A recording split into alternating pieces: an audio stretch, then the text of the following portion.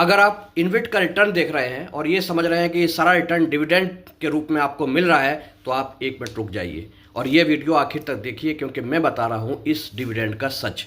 तो अगर आप इन्वेट में इंटरेस्टेड है इन्वेस्ट करने के लिए और आपने रिटर्न देखा कि भाई कितना मिलता है, तो 10 से 12% का रिटर्न आपको शो करता है और ये डिविडेंड की फॉर्म में आपको बताया जाता है। अगर जहाँ पे भी आप देखेंगे, यूट्यूब पर देखें या फिर गूगल में देखें, तो आपको ये रिटर्न की फॉर्म में एक डिविडेंड मिलता हुआ नज़र आता है। जबकि दूसरे जो स्टॉक्स हैं वो 7 से 8% या 6% या 5% का डिविडेंड देते हैं। उसी तरह से रीट भी जो है वो 5 से 6% का रिटर्न देते हैं, लेकिन इन्वेट्स में ये बहुत ज़्यादा नज़र आता है, 10 से 12%। तो काफ़ी अट्रैक्टिव आपको लगेगा और आप सोचेंगे कि यही बेस्ट ऑप्शन है इन्वेस्टमेंट करने का, डिविडेंड कमाने का। लेकिन आप ज़रा रुकिए, क्योंकि ये जो डिविडेंड आपको मिल रहा है, रिटर्न आपको मिल रहा है, इसमें डिविडेंड तो बहुत ही थोड़ा होता है और इसके 3 कंपोनेंट होते हैं जो रिटर्न आपको इन्वेस्ट देने जाता है। इसमें पहला होता है डिविडेंड, जो कि बहुत ही कम होता है, जो अर्निंग होती है उसका जो प्रॉफिट होता है उसमें से 90% तक का आपको डिविडेंड के रूप में मिलता है। और दूसरा जो कंपोनेंट होता है वो होता है इंटरेस्ट पेमेंट का, यानी इंटरेस्ट के रूप में आपको जो है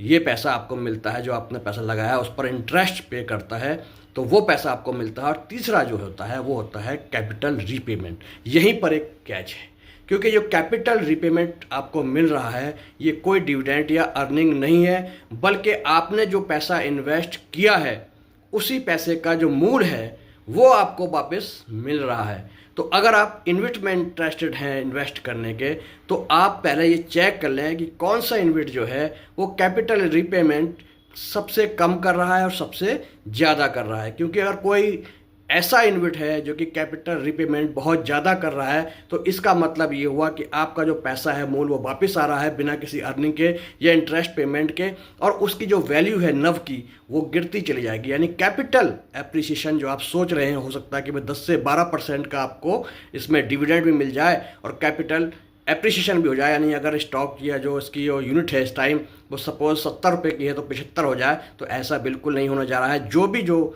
इन्वेस्ट से ज़्यादा कैपिटल रिपेमेंट दे रहे हैं उनकी जो वैल्यूशन है नब की वो नीचे गिरने के चांस लगातार बने रहते हैं। तो बहुत सारे ऐसे इन्वेस्ट हैं जो कि 100 पे अगर सपोज लिस्ट हुए हैं तो कुछ दिनों के बाद वो 90 पे 80 पे आएंगे, हालांकि डिविडेंड आपको मिल रहा है। लेकिन अगर एक्चुअल रिटर्न आप देखेंगे तो आपका काफ़ी कम हो जाएगा, क्योंकि अगर आपको 10% सपोज डिविडेंड मिला और उसकी जो कैपिटल जो वैल्यूशन जो है नव की 5% कम हो गई, तो टोटल रिटर्न आपका एक्चुअल में कितना आया, सिर्फ 5% का आएगा। तो इस बात को बहुत ध्यान में रखिए, चेक कीजिए कि कौन सा इन्वेस्ट जो है सबसे कम कैपिटल रीपेमेंट करता है, उसी में आप इन्वेस्ट कीजिए। अगर आपको ये वीडियो अच्छा लगा तो लाइक कीजिएगा और चैनल को हमारे ज़रूर सब्सक्राइब कीजिएगा। ऐसे ही हम फाइनेंस और लीगल